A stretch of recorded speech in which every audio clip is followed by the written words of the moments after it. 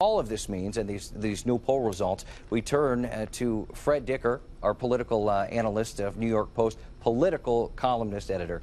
Fred, just tell me what this means, because it still shows he's far above Astorino, but he has taken a major hit in just the last week. He did, Cody. I mean, the governor's sinking a little bit. It's not as bad as it could have been because the governor's facing a huge scandal here. But that said, it gives the Republicans, Rob Astorino, some hope. Keep in mind that these polls are snapshots. There's reason to believe that Cuomo is probably going down further.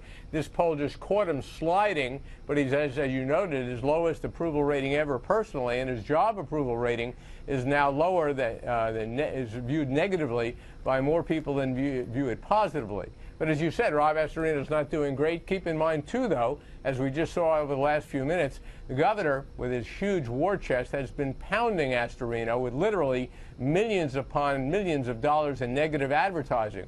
So you could make the case that it's amazing that Astorino didn't go down in this poll. He pretty much held his own. And I'm wondering what this means for Rob Astorino. How can he take advantage of this moving forward?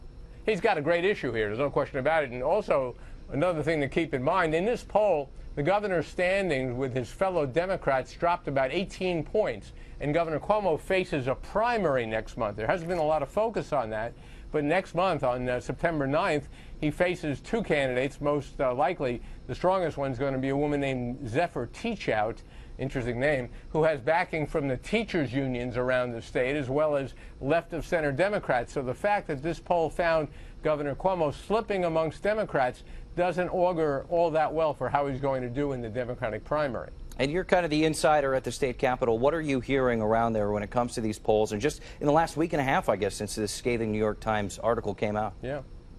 Well, we're hearing that it's really damaged the governor, but not yet enough to cost him the election. Of course, the $64,000 question is what comes next. If there's anything further, indictments of aides to the governor, a charge against the governor himself, a blistering grand jury report, that could damage the governor further. Right now he's wounded, but certainly not fatally.